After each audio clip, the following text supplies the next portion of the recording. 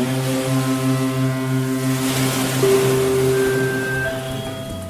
listening to the Brenton on Tour Travelcast with special co-host and four-time Olympian Mercedes Nicoll. Brought to you by people who travel, people who love to travel, and all things travel. Of $2 and a Casio. After 2 podcasts, you're probably getting a better idea who he is, but his co-host Mercedes is way cooler than him any day. That might not be what you want to hear. Damn! So keep packing your oversized carry-on, stop clapping and standing when the plane lands. Stupid idiots! And direct your attention to your Travelcast cruise directors. Now here, Dave. Prepare to blast off. Ready to blast off. Light switch. Main switch on. Main switch on. Here's Mercedes and VD. Welcome, friends, to another edition of the Brenton on Tour Travelcast. I guess we'll call it the Travelcast now, as we're into episode 4 now. Hey, Mercedes. I guess we're doing it. We're doing it. This is real. It's a real thing. And this is a very exciting week for me personally, but also I have to hand it to my partner in crime here, because we had the biggest week ever last week on the Brenton on Tour. Ever. It was the biggest coming like Wednesday launch of an episode that I've had in all the episodes. Now, I've only done round of applause. 20. Yes, round of applause, Michael, please. Thank you. It was huge. People really reacted to Travel Assholes, and I guess I know why. I mean, I did a bit of a poll on Instagram about their favorite Travel Assholes, and I got quite a lot. I had over 150 people, 200 people, I think, respond, and I just put up like 10 just because it was going to take up my whole day. But we had a lot of Travel Asshole response, and the episode really blew up. So thank you all listening, and thank you, Mercedes, for the time on the Travel Assholes. It was really awesome. So thank you for having me, and I think everyone can relate. It was pretty awesome. So this particular week, we've got a really awesome guest on who's gone through her own, bit of anarchy over the last week and a half with Sarah Ayers, who is married to David Ayres. And for those of you who aren't aware of what's been going on, David was pulled into the Toronto Maple Leaf game as an emergency backup for the Carolina Hurricanes and ended up beating them. And now their life has changed. So it's kind of crazy. He's practically the mayor of Raleigh, and a little mini superhero for people around the hockey world. And that's we're going to get to Sarah, his wife, because she has been in the background this whole time dealing with the anarchy and also the last minute travel stuff that I want to get into. And it's quite a story that she told. So excited to share that with our listeners. I want to get into your week, though, because you've been through your own anarchy. It's been fun. It's been awesome. It was the 10-year anniversary of the Vancouver 2010 games. And we had so many events to go to. We had Olympic Day at the Richmond Oval. We had a big gala in Vancouver, and we've also had events up in Whistler. So it's been fun. I've been wearing my Olympic clothes again, seeing past Olympians and friends. So it's been amazing. I love it. What's that like, putting on your Olympic clothes? Are you like sentimentally attached to the the Olympic clothes, or are you like, man, I wish they were designed better because it's now 10 now it's 10 years later? Well, it's funny. I just had like three different signings in Whistler. And I was like, I'm just going to put on a different coat for each one.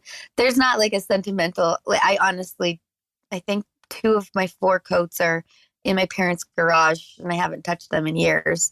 I was wearing the wrong coat to all the 2010 anniversary stuff, but it was the one that looked the coolest. And that was from 2014. It's kind of like that Pendleton type coat with the toggles on the front. Did you take any shit for that? We're like, what are you doing? No. If you're just wearing Team Canada stuff, it's okay. The 2010 stuff is like, it's 10 years old.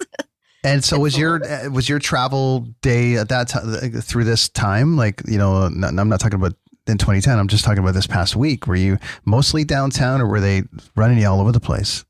I did like a bunch of up and down driving from Whistler to Vancouver, and then out to the Oval.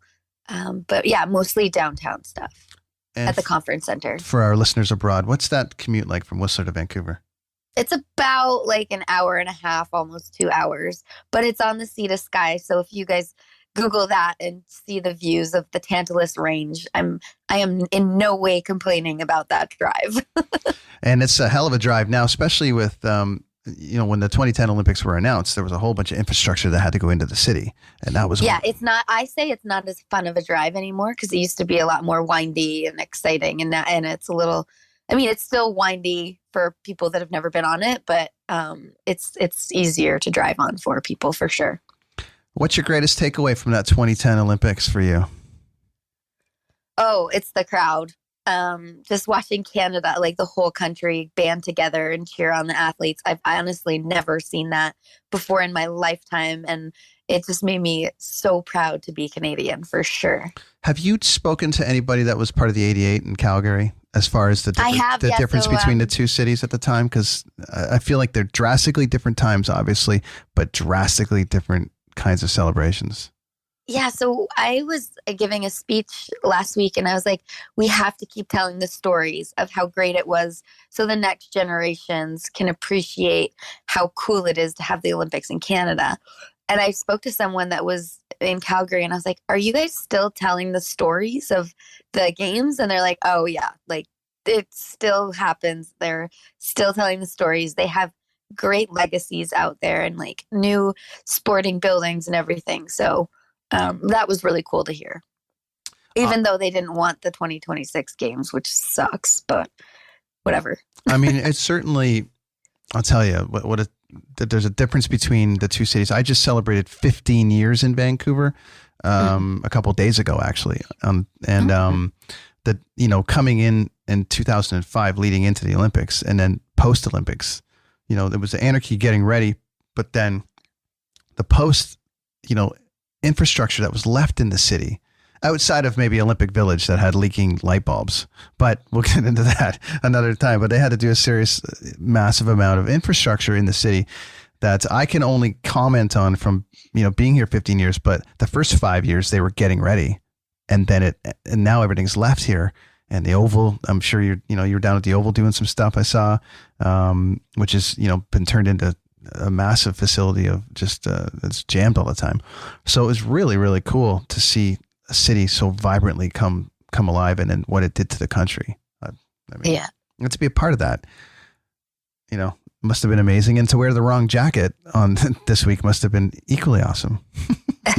It didn't matter. It's Team Canada. Once you're on Team Canada, it doesn't matter. What's happening for you next right now? The week ahead before we move into our guest Sarah here? This weekend coming up, I have a gala to go to. It's the Whistler Blackcomb Foundation Gala, raising funds for charities throughout the Sea to Sky here, which is very cool. So I'll be announcing there. Very excellent. Yeah. Okay. That sounds like a blast for you up there, but you get to stay in Whistler and not having to come down to Vancouver. So it's a little hometown gig for you now, which is great. Sleep in my own bed. That's nice. So it's time. Sarah Ayres. We're going to get to Sarah. She joined us for a handful of minutes to talk about the anarchy that was in her world. I wanted to touch on last minute travel. Remember, friends, you got to be prepared for anything. And Sarah is going to touch on what happens when you're not. So here goes our interview with Sarah Ayres. 3 seconds left. Here's Clifford. Stopped by David Ayres. The Carolina Hurricanes surround him and defeat the Toronto Maple Leafs 6-3. I'm sure that sweater goes to the Hall of Fame. Number 90 will live on for the Carolina Hurricanes, 42 years of age. And there you have it, friends. The highlights of the madness of the last couple of weeks in our very special guest world. Sarah Ayres, how are you today? I'm doing well. I got a bit of sleep last night, so I'm actually feeling pretty good today. It's been a bit of anarchy. Can you give the listeners a brief once-over of what the hell's been going on with you and David the last week and a half? It's been nuts ever since he got called into the game. I honestly don't think we've stopped since. We thought Sunday we'd just wake up, he'd go to practice and everything would be normal. But that's when all the interviews started. And next thing we knew, they were calling him, Carolina was calling him to get him out to Carolina. And then all of a sudden New York wanted him, so they had to get him out sooner. And it's just snowballed from all of that. We, Mercedes and I have been touching on, various travel topics. Obviously we touched on travel assholes, and last week we had Sean Matthias on to give us life as an NHL traveler. So, you go with what's going, and I wanted to do a series a little bit informative on some of the other things that people talk about in travel, and that is last minute travel. Mm-hmm. And it seems to me that that whole run was extremely last minute all the way around for everybody. Which is just crazy. So I just thought we should get you on, because you're in the background holding this glue together, and I'm very curious how that all went for you. Yeah, so it was a little bit of the last 3 weeks ago, Dave and I decided we were going to maybe head to Florida last minute kind of thing, catch a Leaf game in Florida. And then we decided against it. So I got all my passport stuff done because it was out of date. We got married, so I hadn't changed my name on my passport yet. And it was one of those things, I'll get to it. And I got the pictures taken. My girlfriend filled out all the information for the guarantor. Everything was done. And then I lost the pictures. So then I was like, I'll get around to it. It'll happen when it happens. And Dave kept bugging me. And he's like, did you get it done? Did you get it done? And I'm like, no, it'll be fine. And then he got the call to go to Carolina. And I was like, oh, it's okay. Like, I should have a couple days to get a passport. They didn't want him there until Tuesday. And this was Saturday night. I guess they had said they wanted him in Carolina for Tuesday. So I thought, it's going to be tight, but there's that 24-hour window where you can get an emergency one. And then they wanted him in New York. And then the fear came over me that this isn't going to happen. He's leaving to New York Sunday night. I had a lot of tears because, we do spend an awful lot of time together, but I am also the one that makes sure, like you said, I make sure everything runs smoothly, kind of. So knowing he was going to go out there, I wasn't going to have any control. I'm not a control freak, but I wasn't going to be able to help him once he left my vehicle and hopped on that plane, was nerve-wracking for me. So I was lucky enough. We got everything done. Like, I was in a Shoppers Drug Mart at 10 o'clock on Sunday night, getting my photos done, raced over to my best friend's house to have her fill out my information on the back of the passport photos. And then I got down to the passport office right before it opened, and the lineup was insane. And I was doing phone interviews while I was in the lineup. People recognized me while I was in the lineup, which was really, really odd for me. But I might have, when I got up to the kiosk, said to the lady, listen, this is my deal. This is what's happening. I have a flight booked for Carolina first thing tomorrow morning. I need this. Like, I need it yesterday. And she said, as long as they went and asked a lot more for references, they needed a lot more references because of it being so last minute. And I called all my girlfriends and friends up. And the other thing I didn't know is I had my stepdad last time as my reference, and you can't do that anymore. Like, they want zero family relation. My mother-in-law, nobody could be that. And your references have to be no family at all. No family. Yeah. So take note, people. Yeah, no family. No family at all. Like, I've got a couple of my clients. One of them's a probation officer, and I was like, okay, she's going down for sure. The other one was a real estate agent. And then I had a couple of my girlfriends doing it. They had called me because I thought they'd just be like, oh, do you know Sarah? Yes. Where does she live? Basic questions. But no, they wanted to know my hair color, my eye color, how long my hair was. Do I wear my hair in a ponytail often? My middle name. Like, they were intense with it. And I don't think things have gotten more strict. Yes. Mercedes, have you ever gone through something like this? Ever? No. Like the panic of like, oh, you gotta go. No, I have two passports. I have a Canadian one and an English one, so I kind of flip-flop in between. No anarchy. So so then no, and she's probably organized person too. Where I don't know about that. No, I appreciate the 10 years on the passport now. Yes. Oh, yeah. There was no way after this I was doing 5 years. Yeah. Okay, so you're at the line up there, and were they like calling people right in front of you? No, they weren't. They told me to leave. And so I had to drive from Bowmanville to Markham to go do this. So they told me to go home. I came home and packed my stuff up, got ready, and just in my mind, I was already heading to Carolina kind of thing. Like I wasn't putting any negative spin on this isn't happening. In my mind, it was done. It was a sealed deal.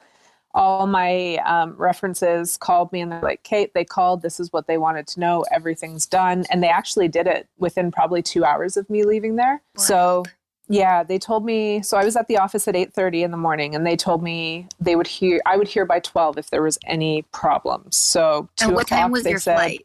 My flight was 8 o'clock at night. That night. Oh, okay. So what are we? Monday night. So yeah. And my dad worked for Air Canada. He was a pilot for Air Canada. So he was rushing to try to figure out what he could do for me. And we still have, even though he's retired, we still go on family passes. We can get a family, we go standby. What a life.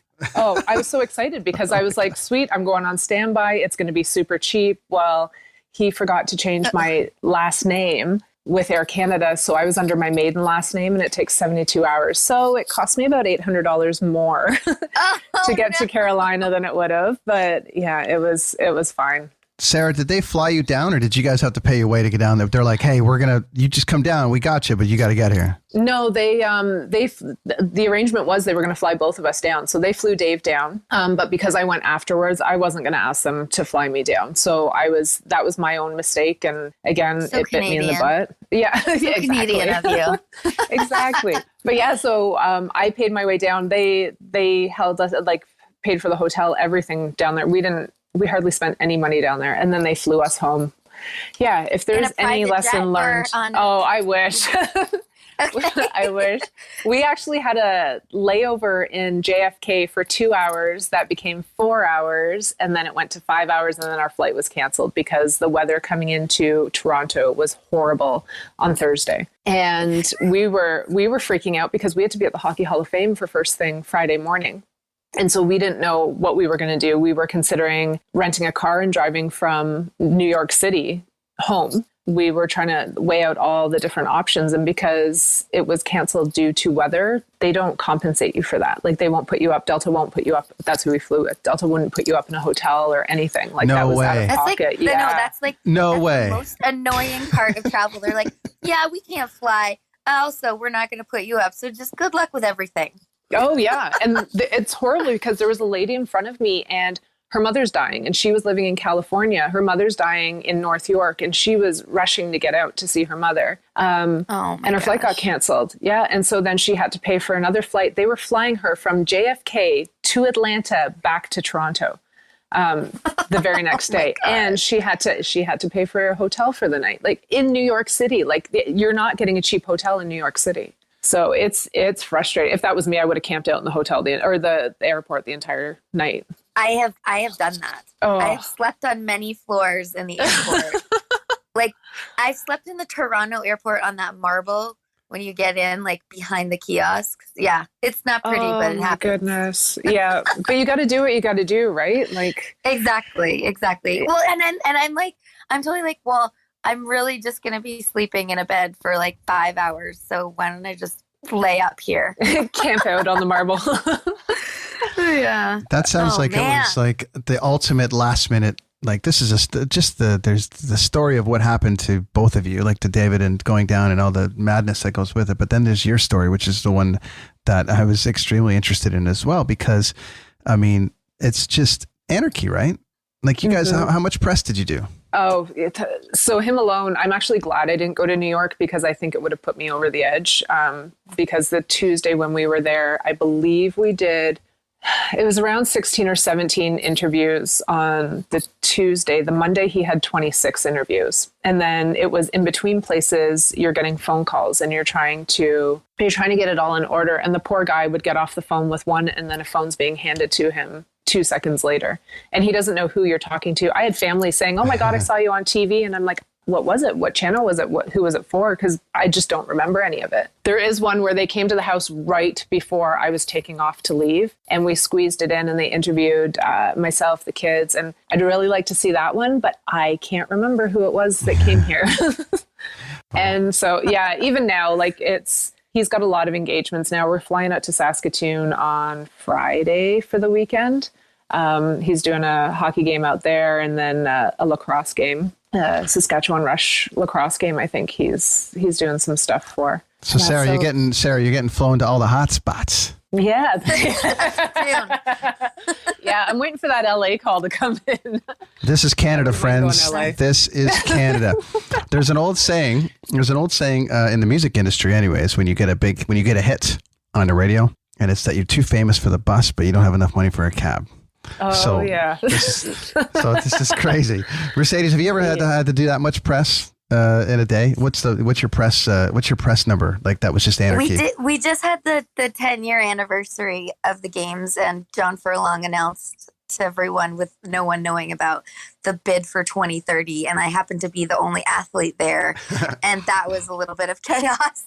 And it's the same feeling, like, thank you for all the interviews, and yes, everyone's seeing me on TV, but like on every channel in Canada. So I feel you on, like, cool, I don't know where to look, and I don't know what time it's going to be on. So, like, it's out there. Yeah, I hope I said something good. This is Sarah. Sarah, this is just obviously your first time with the press and all the madness. So you're part of this whole thing too. How was?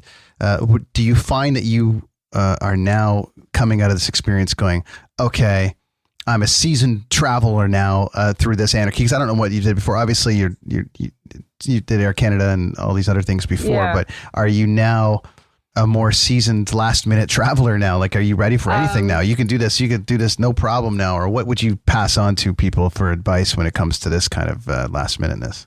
Yeah. So last minute, the way that we work is we always do carry on for the most part. So our backpacks are always beside our beds. Like, we'll empty them as soon as we get home, and they sit beside our beds until something happens, because we're spontaneous. Like, Dave will say, do you want to go here? And we'll pack up and we'll go to somewhere in the States, sort of thing. So he's taught me how to pack light and how to pack well. I normally will get him to kind of roll my clothes up and do all that stuff and do the checklist. I have to check my bag about 50 times, because even this time we got to Carolina and I realized I don't have enough clothes, and I didn't even bring underwear. So it was awesome. And and of course we had no time to go to the mall or anything. So I'm like, it is what it is. But in regards to, I was lucky enough that I had a ride to the airport. My mom drove me to the airport and we did all that. I am a very bad flyer. Even with my dad being a pilot before, we used to go on layovers with him all the time. I don't fly very well. So this was my first time flying by myself. And the poor man, he's suffering. He's stage 4 prostate cancer. And I had him on the phone with me, walking me through, okay, getting my boarding pass and doing all that. Like, okay, what do I do now? Where do I go? Because I've relied on my husband so much to do everything for me when we get to the airport. Like, I just follow him. He tells me what to do. He's like, oh, take off your belt, going through security. So I don't think of any of that stuff. And this was a huge eye opener to me. And I have a little bit of anxiety in crowds and everything like that. And I'm always scared I'm going to screw up and do something stupid. So I'm always cautious but I'm more so cautious of the way I act and not what's going on around me. So I don't pay attention to it. And this was a massive, massive eye opener to be like, there's a world that goes on and you need to pay attention to things, because if I have to get somewhere, I've got to do it or on my own. I'm accountable, right? So, like, I'm a grown adult. I'm a couple of years away from 40. So this is, I should be knowing how to do this stuff by now. Did you make it to the right gate? I did, but I only did because my dad, and that's the only reason. Like, I got in there and I was stumped. Like, I see all these little kiosks and I'm like, okay, I know I'm flying Air Canada, but where do I have to go? And the worst part of all of it was they dropped me off 2.5 hours before my flight. So I'm sitting there bored out of my skull and I'm like, I'm going to respond to everybody on Twitter, on Facebook, text messages, everybody. I'm going to do it right now. And I'm sitting there, my head in my phone, got my battery pack hooked up to my phone. And all I hear is final boarding call to Raleigh. If you're going to Raleigh, you should be on this plane. And yeah, I'm like, I don't know how I missed every other call before that. I was the first person sitting there at the gate. And so you were in the Twitter zone. Oh yeah, there was no waking me from that one. So I was actually Air Canada Express, I think, where you load from the runway, and I'd rather a big plane. The little planes kind of scare me. I've learned though that the little planes do a lot better in turbulence than the big planes do. So that was good. But I was sandwiched beside another guy, and I felt so bad for him because I was drenched in sweat. I was a hot mess coming in there. Like I had my bags, my jacket, everything on my lap, and then I have my anxiety when we take off. And my first thing, I want to reach over and grab his hand and just hold his hand as we're taking off, because that's what I do with Dave all the time. But it was fine. It worked out. I had Bob Seger playing in my ears, so I was good. Question on your Twitter commitment, by almost missing the gate, but how many new Twitter followers did you get by responding to everybody? So the day of the game, I had 1,300 followers, I think. And now I think it's up. I think it's 20. It's either 19,000 or 20,000 now. Like it's intense. I can't respond now to everybody. I tried my hardest. Now, if somebody's messaged me and I see that they've had a kidney transplant or something along those lines, I will reach out right away and I will say something right away to them, like thanking them for messaging me and that. But it's hard because now we've got there's producers that are messaging through Twitter. There's agents that are messaging through Twitter. So it's really hard to try to weed out that stuff and figure it out, because there's a lot there and you don't know who to go with. And of course. It's overwhelming. Like I'm trying to do all his local stuff and take care of all of his local stuff. I have a home business and I've had to tell everybody I'm taking at least a 3-week hiatus from it just in order to do all this. And the poor kids, the kids are dying to see us, and it's only been a week and we've only had a little bit of FaceTime with them. So Mercedes, any advice for Sarah? I mean, obviously you make a ton of appearances a year for Team Canada, plus you do a lot of charity work and all the rest of it. Any advice on how to wrangle the madness? I mean, well, I don't have a significant other, kids, so it's just me. But don't forget to take time for yourself and your family. Mm-hmm. Like that's really huge. And don't be afraid to say no to things. That's one of my biggest faux pas. I'm like, oh yeah, I'll do this, I'll do that. But yeah, don't be afraid to say no, because you do need that sanity time to yourself for sure. Yeah. Sarah, you should probably only do this podcast. Everything else is finished. That's right. This is but I mean, Mercedes, how many appearances a year do you make just speaking? You do TED Talks and all the rest of it, but what's your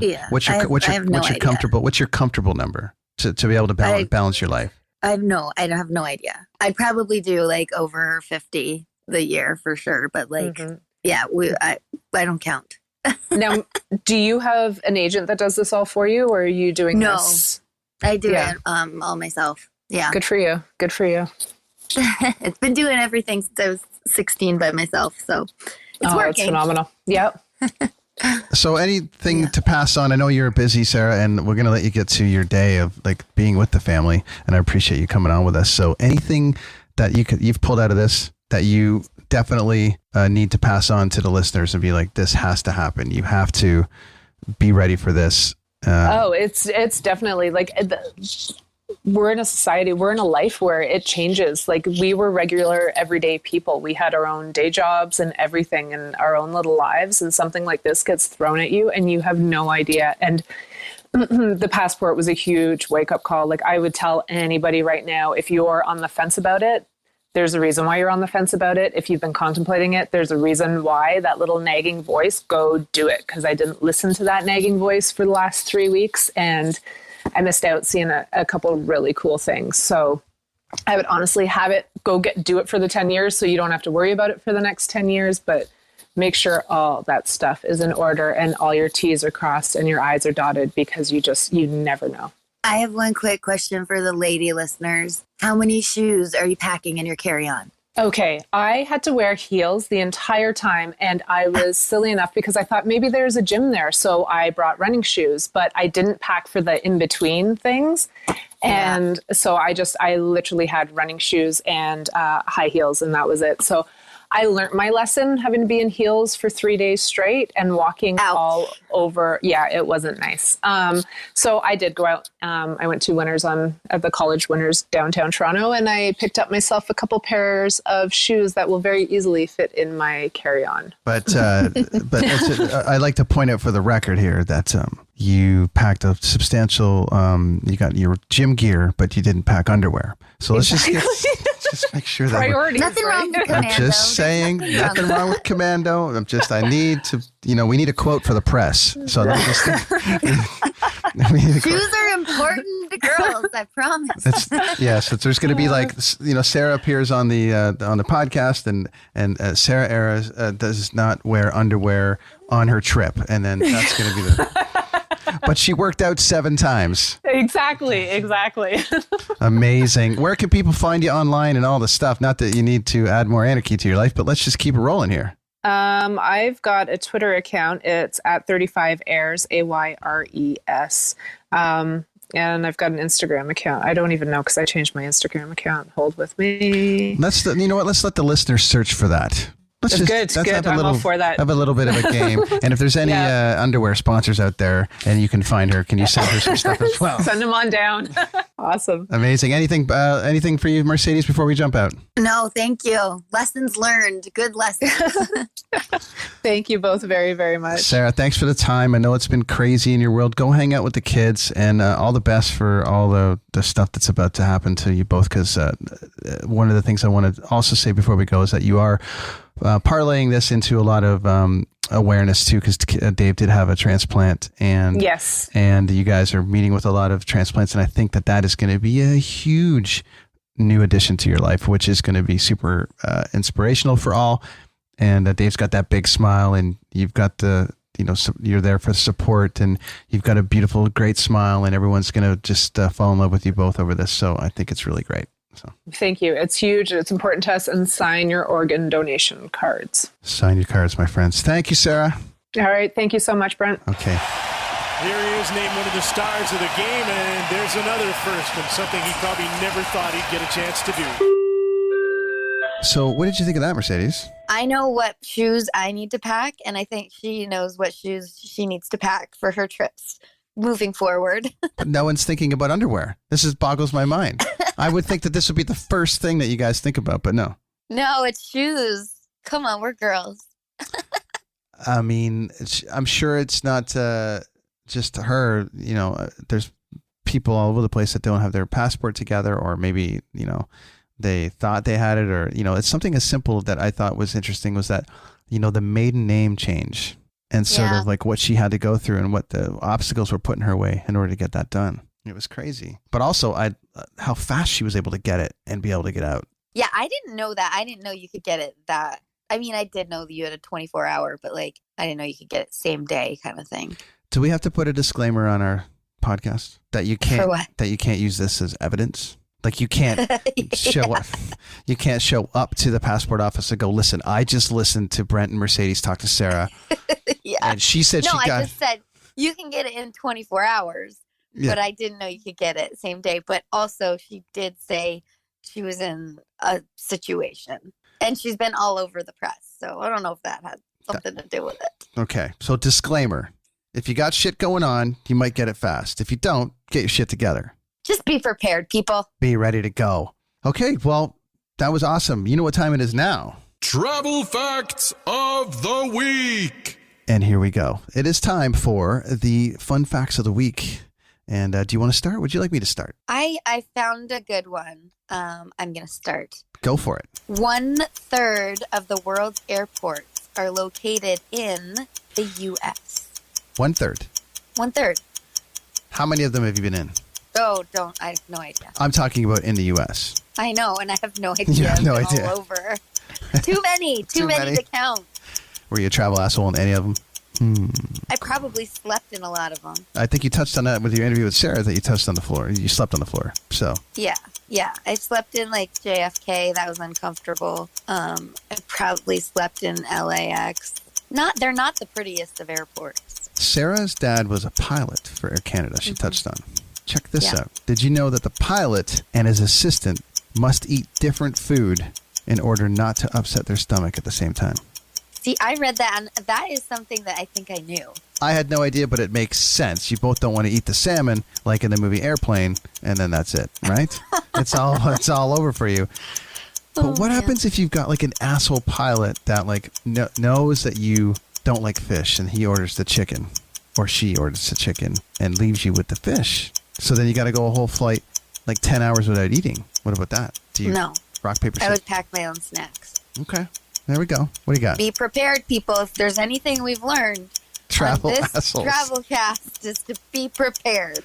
Because travel assholes can be pilots as well. I'd say so. Some of them don't say bye. Anyways, moving on. The next fun fact. There is enough fuel in a Boeing 747 plane to power a car around the entire planet 4 times. What kind of car? Surely not a car from the 70s. Yeah, Or exactly. like my first car that had with the 80 olds that took $5 worth of gas. Used to give me a quarter of a tank, but then it would be gone in like 8 seconds. So surely not a car from the 70s. We're talking new cars, right? I have no idea. It doesn't explain more. Well, that's a hell of a fact, but it makes sense. But I don't think that's a car from the 70s. It's a lot of fuel. That's a lot of fuel. It's crazy. Oh, wow, this is interesting. How much time do you spend on your phone on average? Too much. 50% of Americans research, book, and plan their trips to a new travel destination using only a mobile device. No. Yes. They don't go. Really? They don't use the laptop. They don't do that. They're using their mobile device for this, which tells you some kind of stat, isn't it? That is quite a stat. All right, a couple more here. Okay. This is pretty random, but I'm going to read it anyway. Rice was used in the construction of the Great Wall of China. No way. Rice. Fun fact. Fun fact. Was used like it's literally in the wall, or was used to serve the people food. Was used in the construction of the Great Wall of China. How the hell do they? I guess we're gonna have to look into that. I mean, what happens when it rains? Does it rain there? I've never been. It rains all the time. The Great Wall. It rains all the time. I've been there 4 times. It rains a lot. All right, I guess we'll do. This is an interesting one, given the world, heat meter, as it's called right now, and global warming. But Mexico City is sinking by up to 15 inches a year in certain places. 15 don't like that. inches a year. That's a lot of people. Yeah, they have a big population. It's sinking, so that's a question. Like what's next? What's going on there? Like, what, are they going to have to relocate people? Are they going to have to build up? What's in place? I'm sure you guys are going to have to Google it to find out. Yeah, all right. Interesting. Couple more. One for you, one for me, and we'll get you out of here. Okay. Did you know in Morocco there are goats that regularly climb trees to have a meal? In Morocco. Morocco. Have you ever been to Morocco? No, I haven't. You haven't. You had to think about that one. I did have to think about that one. Okay. So if you're ever in Morocco, have a look for the goats, yeah? In trees, eating. In trees, eating. Well, yeah, I would think the funny part about that is that... I have been to Morocco. You had to think about that. I just, sometimes you travel so much you forget where you go. But, well, I would imagine that you would be able to touch on this subject and have been like, I was in Morocco and saw goats and trees eating, but... I don't even think I really saw that many trees in Morocco. I was there for like half a day. It counts. I went on a tour, but it counts. I didn't see goats and trees, but now I kind of want to go back. All right. So given your locale and how many mountains you've been on and in the cold, during a normal flight, the temperature outside of your plane is around minus 60 degrees Fahrenheit. That's a great fun fact. That's colder than almost anywhere on Earth at any given moment of the year. But notice how they said almost. So there's got to be a place colder than outside of your plane somewhere on the planet. It's probably higher. What do we fly at? Like 36,000 feet? Maybe it's at 40,000. It's colder. Hey, yo. What about the top of Blackcomb there? It's pretty cold up there, too. No? No, it's not. No, it's like -5. Depends on the day. Well, thanks. I've always wondered how cold it is outside when you're flying. Haven't you? When you see the frost coming up on the windows? I mean, yes. There's always sometimes you'll see it on the screen and it'll show you how cold it is outside, and then it just makes me want to make sure that all is well with the plane. Everything's okay. That's right. Yeah. Same. You end up thinking worst case scenario. What if that wing ripped off right now, what would I do? Be cold. That's what you would be. That's He what you would be flying. So prepare yourselves, people. Bring jackets, double jackets, just in case. Just in case. Thanks for this week, Mercedes. This was a fun episode. Hope the listeners learned a thing or two about last-minute travel. Thanks to our guest, Sarah Ayers, for popping on through all the anarchy in her life. And let our people know where they can find her, Mercedes. MercedesNicoll.com and everything on social, Mercedes Nicoll, Nicoll. Amazing. All right, friend, until next week. We'll talk soon.